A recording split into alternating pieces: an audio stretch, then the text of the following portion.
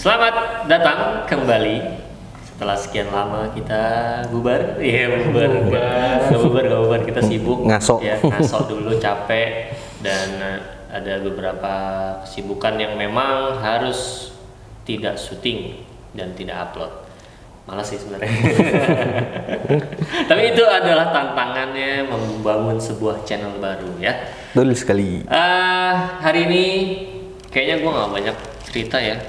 Stok gue kayaknya udah habis dan harusnya sih hari ini Tommy Betul. sahabat Kita lagi harusnya itu ngundang dia ya. mengisi, cuma karena dia memiliki kesibukan sibuk yang banget lain, dia sangat sibuk sekali ya. Jadi kita harus postpone atau mengundur kegiatan dengan si Tommy itu. Jajan harganya nggak cocok kali. Iya, kita lagi ngelobi harga diri sebenarnya. Ya kita akan lanjutin. Kita akan lanjutkan episode berapa sih kita? 4. Saking lamanya lupa. Lama apaan sih? kita akan lanjutin episode 4 ataupun 3 kalau nggak salah lah. Antara segitu ya. Atau 5 mungkin. Ya nggak tahu lah nanti ini tayangnya di episode berapa. Intinya kita akan melanjutkan cerita kisah-kisah yang kita miliki, entah horor, misteri atau sejarah yang menyeramkan, itu akan kita bagikan hari ini. Dan kayaknya gue nggak bakal ngomong banyak. Selebihnya Saka dan Bayu kayaknya akan bercerita lebih dalam soal kisah-kisah apa nih Bay yang akan diceritakan Bay? Ini sebenarnya bukan kisah gua nih kali ini, karena udah nggak ada hidup horor lagi di gua setelah cerita terakhir tuh. Ini cerita orang nih? Iya, ini cerita orang. Jadi waktu beberapa Bentar. Ini Godzilla kayang nih. Lah iya kepalanya kebalik bro. gua nggak tahu cara masangnya gimana, biarin aja. Gitu. Tapi palanya bisa diputar. Nah, kamu ya siapa? Punya murid kali. Lanjut Oke, Bay. Lanjut. Ya, beberapa hari yang lalu tuh gue ketemu teman gue, udah lama nggak ngobrol, terus kita ngopi-ngopi biasa lah. Nah, sampai dia tuh tahu kita lagi punya podcast horor-hororan kayak gini. Ini sibuk banget sih. Main mulu. Malu masak. Ya, nah terus dia nitip cerita lah ke kita buat dibagi. Mungkin teman-teman ada yang pernah ngalamin kali ya. Jadi dia tuh anak motor, senang touring, bukan moge sih, motor biasa, tapi Supra. motor Tapi suka jalan-jalan anjir aja ya. Supra lagi. Supra tuh banyak bro. Iya sih ya. Dia motor cowok gitu lah, cuman bukan moge, seneng jalan waktu dia masih muda dulu. Nah terus satu kali tuh dia tuh touring sama teman-temannya, kalau nggak salah gue inget ya ada 10 orang itu jalan ke arah Purwokerto dari Jakarta nih. Oke. Rumahnya di Jakarta Barat lah. Nah terus 10 orang itu, rombongan itu tuh pada dasarnya sih biasa, udah biasa lewat jalur itu. Nah cuman ke waktu di touring yang ke berapa ini nih, yang dia mau ke Purwokerto ini, dia lewat jalur yang nggak biasa dia lewatin. Oh. Biasanya kan kalau ke Purwokerto tuh paling enggak ya lewat Pantura terus tembus Brebes, gitu kan. Nah dia tuh lewat Tegal terus Pemalang. Kalau dulu kan belum ada tol Cipali ya. Iya belum ada. Jadi dia. Kemarin sih gue terakhir pulang kampung itu keluar Pejagan. Nah iya benar. Habis itu Kelonengan. Iya. Ya tinggal lurus aja sih Bumi Ayu lurus. Kalau sekarang kan bisa tuh lewat Pemalang tuh. Nah dulu belum ada, di Pemalang belum ada tol. Terus dia naik motor, ya naik motor juga nggak bisa masuk tol sih. Terus dia masuk kota Pemalang, masih aman lah, fine sampai situ. Cuman menurut cerita dia tuh berangkat itu dengan kondisi baru pulang kerja. Jadi hari Jumat lah ya. Udah pulang kerja langsung touring. Nanti malam berangkatnya. Betul, malam. Mau malam lah sebenarnya, dia nggak full sampai sore. Jadi siang dari kantor terus jalan, cuman kan pasti nabrak sore itu, maghrib menjelang malam lah. Itu berhenti di daerah Pemalang, tapi kalau nggak salah namanya itu Randu Dongkal. Nanti dicek deh, Randu Dongkal. Di Randu Dongkal itu tuh kayak desa kecil perbatasan antara Pemalang sampai ke Purbalingga. Gue pernah lewat dulu pakai mobil lewat situ. Dan jalannya emang enak buat touring tuh, setahu gue. Jalurnya, jadi jalurnya tuh nggak terlalu lebar, nggak terlalu gede gitu. terus sawahnya gede tuh, jadi kita bisa ngelihat kanan kiri luas. Tapi yang malam apa yang mau dilihat? Iya, maghrib sih, masih kelihatan dikit lah.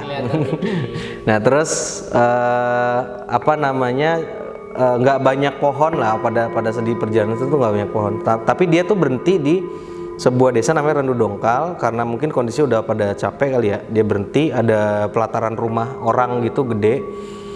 Minggir, minum-minum dulu sebentar, terus sebat lah gitu. Nah si temen gue ini nih emang karena mungkin dia nggak begitu percaya hal kayak gitu kali ya. Ya kita sih nggak apa-apa sih, nggak percaya, cuman kan tetap harus ngormatin lah ya. Kalau masuk ke desa orang mungkin ada unggah-ungguhnya gitu. Nah dia tuh nggak yang begitu orangnya. Berhenti, dia kencing tuh di pinggir jalan. Pohon randu. Nah pokoknya kencing di pinggir jalan lah di daerah situ. Ya paling biasa deket-deket pohon kan kalau kita kencing sembarangan kan. Nah ternyata dia tuh kencing di tempat yang nggak seharusnya. Di situ tuh ada pohon randu, pohon randu. Kapas ya? Kapas ya? Kapas sih?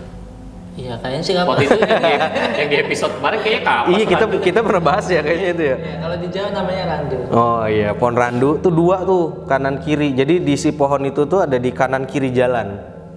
Persis di kanan kirinya, berjejer dan gede banget pohonnya. Gue pernah lihat sebetulnya karena gue pernah lewat jalur situ, dan emang pohonnya gede banget sih, itu dipeluk mungkin 5 orang aja belum tentu ngelilingin deh itu. Nah terus di tengahnya juga agak growong gitu lah ya, ada geroak gitu loh karena saking tuanya.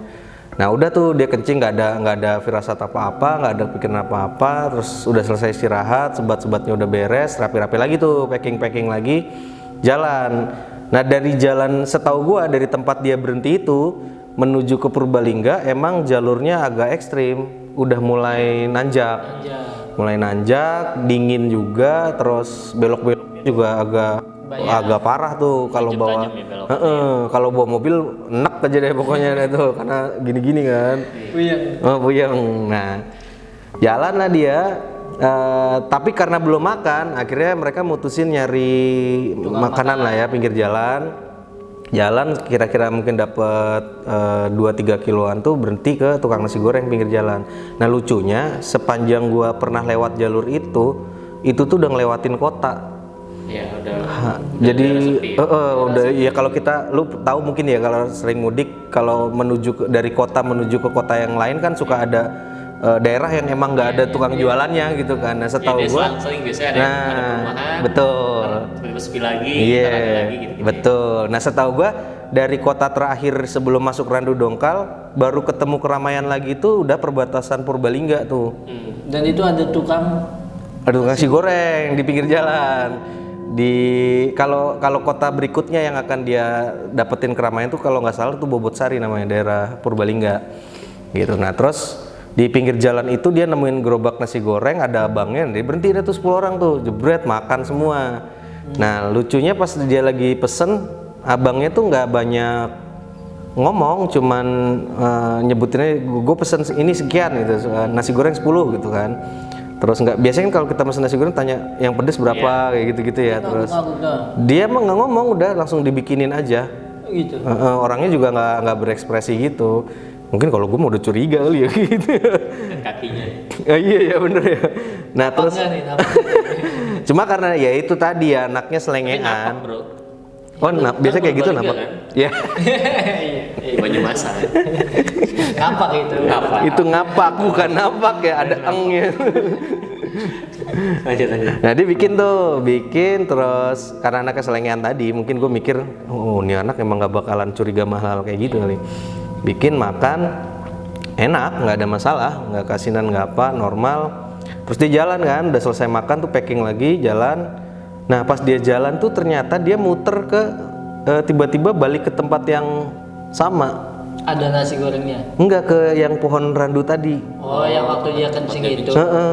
Nah awalnya dia nggak begitu ngeh ya kalau tempatnya sama, cuman dia mikir kok gue kayak pernah lewat di sini gitu. Terus udah dia jalan lagi, pas jalan lagi ketemu abang nasi goreng lagi. Oh iya. Cuman Beli lagi? dia nggak, dia kenyang dong makan mulu. Jangan-jangan dia pas habis beli nasi goreng yang pertama tuh dia arahnya arah balik bro. Bisa jadi ya, dia cuma Iya, muter nggak doang. nyadar dia balik lagi. Terus dia balik lagi nih, kok salah kali. Nah, nasi goreng lagi gitu. Nggak tahu dah tuh. Balik doang soalnya ke pohon randu balik lagi nasi goreng gitu. Ya gua nggak, nanti bisa kita bahas tuh kenapa bisa begitu tuh. Cuman pas di perjalanan setelah makan nasi goreng emang kata dia jalannya sepi banget, nggak tiba-tiba tuh nggak ada kendaraan, terus berkabut juga. Itu kan udah mau isya ya, udah mau isya. Jadi pas dia kencing itu maghrib tuh, ya, menjelang maghrib. Jadi udah mulai surup kalau kata orang Jawa lah ya, udah mulai redup-redup gitu. Dia di randu itu makan nasi goreng itu ba'da maghrib, terus dia jalan lagi ketemu randu itu isya tuh. Gitu. Terus gitu sampai 5 kali kalau nggak salah. 10-10-nya. 10-10-nya. Dan 10-10-nya sadar. Akhirnya sadar di putaran ketiga. Di putaran ketiga tuh dia, kok kita ketemu pohon ini lagi nih gitu.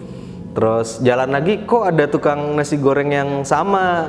Masih nggak berekspresi nasi goreng. Nah dia kan nggak berhenti, lanjut. Cuma dia ngeliat gerobaknya, gue nasi goreng ini lagi. Setelah di putaran keempat, akhirnya putaran kelima. Bro, ini nasi gorengnya udah dimakan apa ketinggalan nih?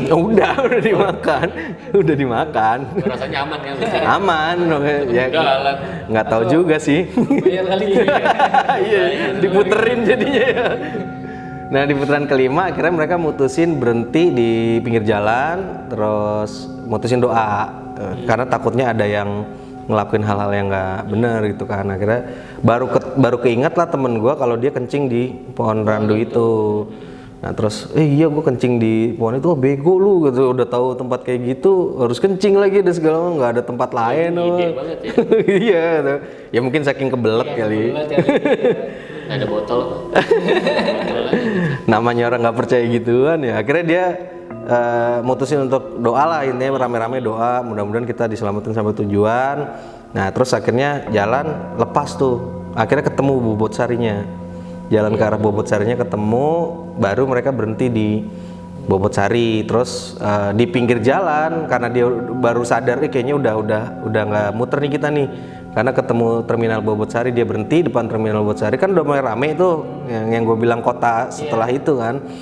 Nah baru ditanya tuh sama tukang parkir, dari mana mas? Dari Jakarta gitu. Terus kok jam segini lewat sini, kenapa nggak lewat Brebes, lewat Pejagan kan? Kalau Brebes Pejagan rame ya, setahu gue ya. Terus iya nih kita pengen nyoba jalur baru, cuman tadi kita nyasar gitu, muter-muter. Oh di mana? Tanya, itu ada pohon gede mas. Oh itu namanya Randu Jajar. Gitu. Tapi emang nama daerahnya apa nama pohon itu? Kalau di Google kayaknya nama pohon sih. Pokoknya Randu Jajar, daerahnya. Desanya, ya mungkin desanya nyebutnya Randu Dongkal. Emang gue taunya teman-teman selalu nyebutnya di situ Randu Dongkal. Gitu kan. Terus berapa kali disasarin? Sampai muter 5 kali Pak Mas gitu. Terus oh pasti ngapa-ngapain ya gitu. Iya kita kencing tadi gitu. Kencing. Padahal yang kencing satu doang padahal ya. Kena semua kan. Kata dia iya mas, kalau di daerah situ tuh nggak boleh berkata aneh-aneh, nggak boleh berkata sembarangan. aneh lu gitu nggak boleh tuh. Nggak boleh berkata sembarangan, nggak boleh apalagi kencing kayak gitu. Soalnya kata warga setempat itu tuh pintu alam gaib katanya, dipercaya masuk ke pintu alam gaib.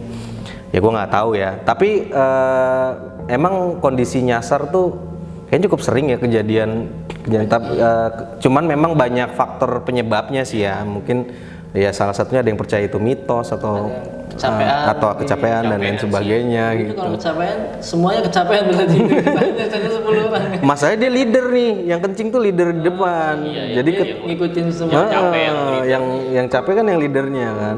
Itu kasus tersesat kayak gini tuh pernah kejadian sama teman gue yang satunya lagi, tapi dia nggak motoran. Kalau ini dia pendaki, ya kan Jalan. ya kalian tahu kan Joko gue Kendil. Joko Kendil anjir. Dia mah musafir. dia pernah nyasar nggak ya? Gue pernah lewat slow motion. Namanya misalnya kan dia nggak tahu jalan sebenarnya kan. Oh iya, jadi nggak tahu itu nyasar apa enggak ya itu. Gas terus. Karena nggak punya tujuan ya. Teman gue tuh pendaki, ya lu tahu juga kan gue suka naik gunung kan. Nah, salah satu temen gue itu ada yang baru nuntasin triple S. Kalau di Jawa Tengah itu Slamet, Sindoro, Sumbing. Ya. Jadi dia telat nih, jadi gue udah duluan, selang setahun kemudian baru dia tuh nuntasin triple S. Nah yang dia pilih jadi tujuan terakhir itu malah Sumbing.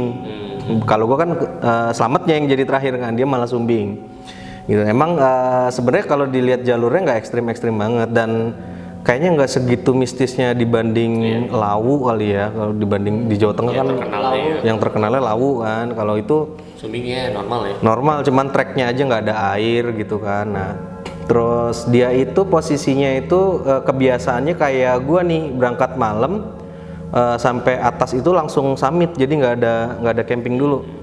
Setelah summit baru setelah summit dia baru diriin tenda gitu. Jadi besoknya turun dengan kondisi capek sekalian gitu kan. Nah, posisi itu udah berangkat itu habis isya. Emang gua ajarinnya kalau bisa habis isya aja lu berhenti dulu, makan dulu 1-2 jam, terus nenangin badan baru habis naik gitu kan. Nah, dia naik kalau zaman sekarang mungkin udah nggak boleh kali ya daki malam, waktu itu kan masih boleh. Itu pas dia naik tuh banyak sebenarnya, banyak banget yang kelompok-kelompok lain ikut naik di hari yang sama gitu.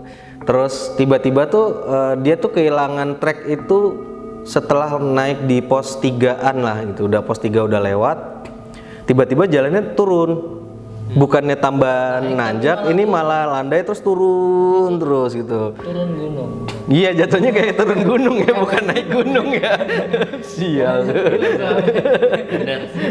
Dia makin turun terus baru mulai anak yang di tengah kan dia 9 orang tuh naik tuh. Anak yang di tengah tuh bilang, "Nih kayaknya kita salah jalan nih. Kok turun gitu kan. Ini harus ada yang aneh nih." Akhirnya mereka berhenti. Terus makin lama tuh emang kelihatan di depan jalurnya makin turun dan makin parah gitu. Makanya mereka mutusin berhenti dulu, istirahat dulu, terus ngelihat sekitar. Kalau malam kan masih bisa kelihatan cahaya senter ya. Jadi penandanya sebenarnya lebih bagus malam karena penandanya kelihatan selama fisik kita bagus dan nggak ngantukan. Nah, dia tuh ngelihat di atas dia emang banyak cahaya. Banyak cahaya gitu, kelihatannya kayak pendaki lagi naik. Posisinya tuh jauh banget ada di atas dia. Nah, ya menurut gue bodoh ya. Bodohnya kelompok ini bukannya balik, malah ngelanjut tapi lewat jalur nabras. Oh. Jadi dia sengaja nabras untuk menuju ke cahaya itu karena mungkin panik kali. Harusnya kan balik dulu, ketemu pendaki lain, baru ikut naik kan harusnya gitu kan. Dia enggak, dia karena ngelihat cahaya di atas, dia terabas. Buka jalan baru ntar. Nah, Iya, makin ngeri lagi. nah cuman mereka iket-iketan tali ke pinggang masing-masing terus naik. Makin parah itu pegangan pohon dan segala macam. Emang nyampe ke si itu, cuman dengan kondisi udah pada habis lah fisiknya lah, udah nggak kuat lah gitu. Pas nyampe di arah cahaya itu malah sepi, nggak ada orang-orangnya, udah nggak ada dan cahayanya juga udah nggak ada gitu. Emang udah jalan. Mungkin udah ketinggal kali ya, gue mikir lu udah ketinggal kali, dan dia mulai nemu jalur baru tuh, mulai nemu jalur yang bener lah gitu. Terus akhirnya dia jalan naik normal terus turun, udah besoknya turun lah gitu, udah biasa. Cerita lah dia, gue kemarin nyasar bro gini di mana, di pos 3, pokoknya setelah pos 3 di Sumbing. Nah terus ternyata gue baru sadar dia tuh naik Sumbing di hari waktu itu emang lagi kebakaran. Di hari itu tuh pas dia lagi naik Gunung Sumbing tuh puncaknya lagi kebakaran. Iya, puncaknya lagi kebakaran dan arahnya itu cuman memang kelihatannya arahnya nggak tepat pas dia naik. Jadi mungkin yang kebakaran di sebelah barat, dia posisi ada di sebelah timur nih. Nah terus gue bilang, lah untung lu nggak ketemu kebakarannya. Enggak sih, gue cuma ngelihat cahaya di atas, terus gue ngikutin cahaya itu naik ke atas gitu, terus nggak ketemu kebakaran, nggak ketemu apa. Mungkin cahaya kebakaran kali ya. Nah, gue sih curiganya ke sana, itu jangan-jangan sebenarnya cahaya api kali ya gitu. Cahaya api terus malah diselamatin sama si cahaya itu. Jadi yang kebakaran kan punggung ya, nggak pas di puncak banget ya. Punggung mungkin sebelah timur apa barat gue lupa gitu. Terus dia naiknya tuh dari arah yang berlawanan, ketemu cahaya dia naik, terus langsung turun. Habis summit langsung turun ke campground lah, ke tempat yang enak buat ngecamp. Nah besoknya ya normal, biasa-biasa aja nggak ada. Ya. Cuman itu nyasarnya mungkin murni karena salah jalan. Tapi kayak di gunung itu menyasar tuh karena emang kecapean. Terus Betul. dia nggak fokus. Terus sama ini sih paling apa ya? Panik. Iya. Ya bisa tiba-tiba kepikiran terabas kayak gitu. Iya, itu masuk kategori panik sih menurut gua. Kalau gua bisa tepar di Ya jalan kan logika dasarnya ya balik lagi. balik di dulu jalur yang lah. tadi kan. Mumpung belum terlalu jauh kan harusnya. Udah gila. Kalau di gunung emang mitos ya, mitosnya sih rata-rata kalau nemu batu besar gitu-gitu tuh udah kayak pintu alam gaib lah kalau Tapi kata dia orang. nemu batu besar kan? Ada, memang di daerah situ banyak batu besar dan emang daerah tempat dia nyasar itu terkenal mistisnya. Di daerah warga situ ya taunya di situ mistis. Cuma kalau gua nggak begitu lari ke sana sih pola pikir gua, karena lu nyasar terus kebetulan ngelihat cahaya di atas dan cahaya itu kemungkinan besar bukan senter, curiga gua. Ini memang kayaknya dari bayang-bayangan kebakar. Mungkin kan kalau kebakar kan ada yang meletek apinya gitu kan, jadi kayak bola-bola gitu kan, petak-petak, jadi kelihatannya kayak senter. Karena pas sampai atas nggak ada orang, cuman dia doang, kelompok dia doang gitu Tapi turun. biasanya di gunung ya dari bawah nih, dari base camp gitu ya.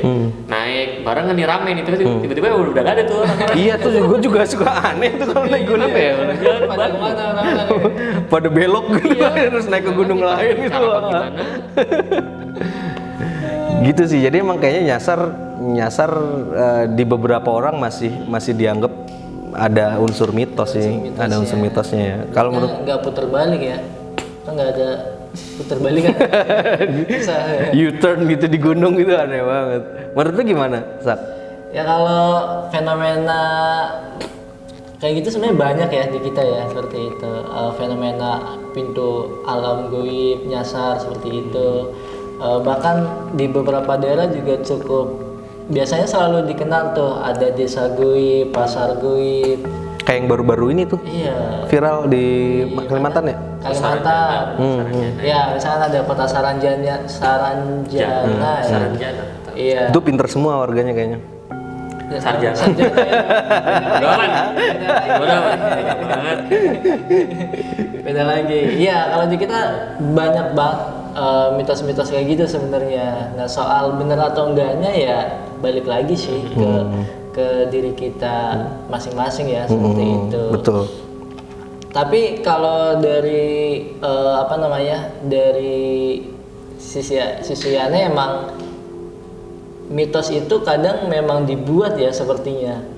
Maksudnya dibuat untuk suatu hal yang dilindungi atau mengkaburkan satu peristiwa seperti itu. Oh, sama manusia sebenarnya dibikin gitu ya? Iya. Oh. Ya, cerita itu kan sebenarnya dari manusia-manusia sebelumnya kan. Dari turun lah ceritanya. Ya misalkan kayak yang di apa tadi? Kayak misalkan nggak boleh ngomong kasar ya kan? Ngomong kasar itu tidak baik. Gitu. Kasar, Iya, tidak baik. kasar. Cuma Nggak masalahnya boleh. manusia kita kalau di Larang. jangan ngomong kasar. Malah jadi ngomong. Kasar. Tapi kalau dibikin cerita mitos nih, ada pohon besar, Malah percaya ya.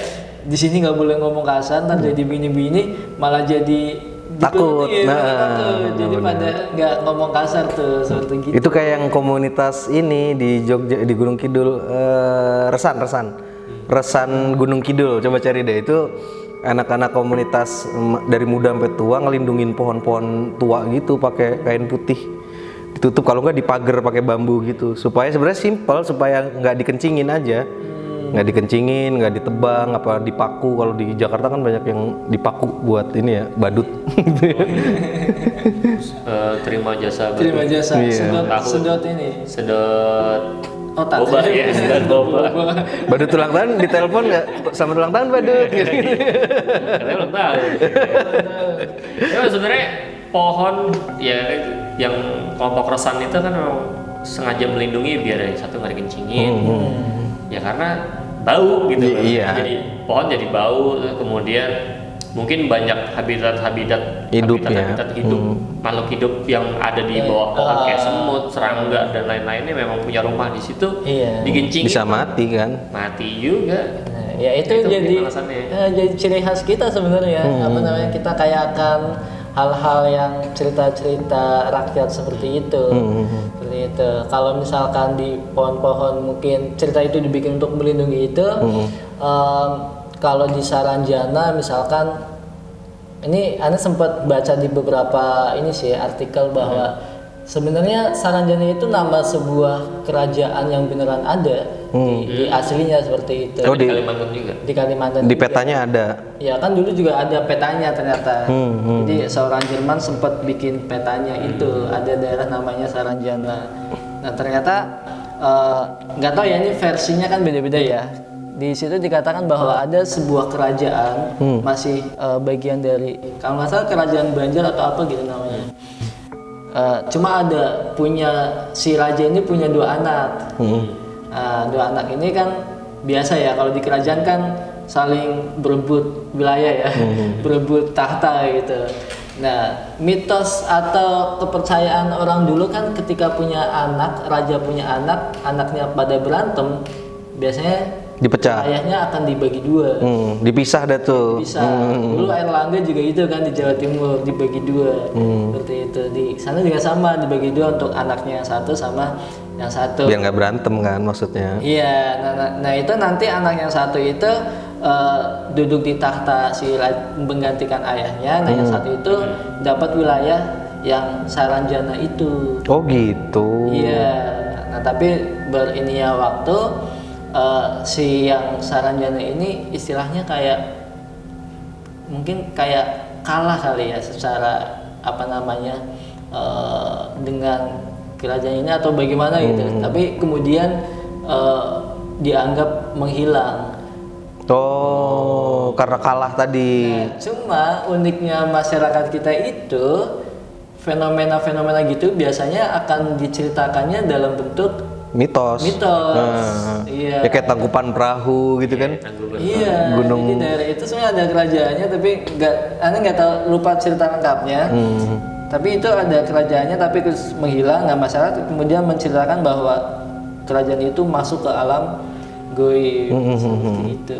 Ya kayak si Randu Jajar tadi ya. Randu Jajar tadi orang sana percayanya itu 2 pohon cewek cowok karena kan kanan kiri ya. Kanan kiri dan yang satu agak kecil, satu gede. Doro Sumbing juga kan. Iya, gunung cewek cowok kan itu katanya kan. Gitu. Dan setiap daerah pasti ada tuh mitos itu. Di Indramayu ada mitos Pulau Mas. Oh iya, Pulau Mas. Oh nggak tahu tuh gua. Gimana tuh? Di tempat pesugihan. Iya. Oh kayak Kemukus gitu, kayak gunung Kemukus gitu modelnya. Karena itu Pulau Mas kan dipercaya kota kerajaan dengan banyak emas. Oh. Bangunan-bangunannya terbuat dari emas gitu. Nah banyak yang mencari kekayaan di situ. Di Kelapa Gading banyak gading. Gading juga sebenarnya. Kagak semuanya gitu juga. Ya tapi itu ya menariknya masyarakat Indonesia dan Indonesian people is a good storyteller gitu ya. Betul. Jadi sebenarnya kalau kita balikin lagi, oh ternyata kalau kita ingat-ingat cerita soal Tangkuban Perahu, kemudian cerita-cerita Danau Toba. Nah, itu sebuah kisah yang mahakarya banget sih menurut saya. Sebuah storytelling yang bagus banget untuk punya tujuan nilai jual, mengkontrol masyarakat sebenarnya juga gitu kan. Jadi ya itu yang tadi saya bilang, Indonesian people is a good storyteller gitu. Dan ya itu maksudnya banyak banget yang potensi-potensi yang sebenarnya bisa kita angkat.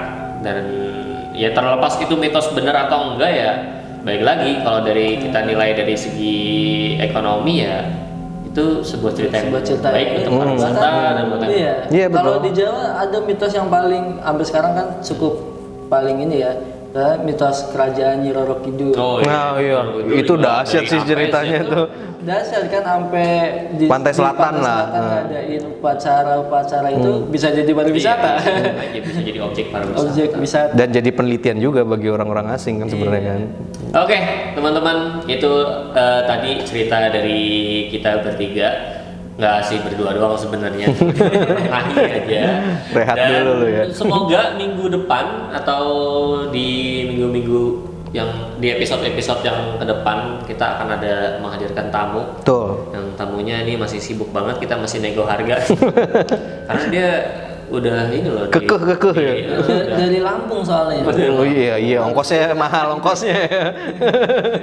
Ya semoga itu tadi bisa memberikan manfaat kepada kalian semua atau minimal pengetahuan baru. Oh ternyata di Indonesia kayak gitu. Oh ternyata di tempat A begini. Nah, itu lumayan lah untuk pengetahuan kalian semua.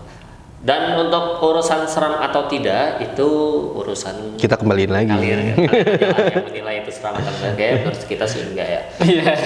Kita Biasa emang- aja. Kita memang cuma nongkrong doang cerita-cerita. Yang serem kitanya sih.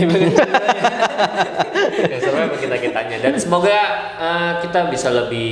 kami bisa lebih konsisten lagi untuk mengupload video-video dan ya support sistemnya semoga lebih makin banyak lagi. Makanya di-subscribe Di-subscribe, biar kita semangat. Di subscribe, kemudian di like dan di share ke Di-share. teman-teman kalian untuk nonton atau mendengarkan podcast ini. Dan jangan lupa kalau mau bikin podcast di Anchor. Anchor ya. Itu gampang banget tuh. Jadi aplikasinya mudah digunakan, kita tinggal klik di situ sudah ada keterangannya semua tuh. Dia lewat HP pun bisa. Lewat HP. Tuh. Nah, everyone can be podcaster. Nah, yang lagi kita bangun juga. Gitu. Oke, terima kasih teman-teman. Selamat siang, pagi, sore, dan malam. Assalamualaikum warahmatullahi wabarakatuh.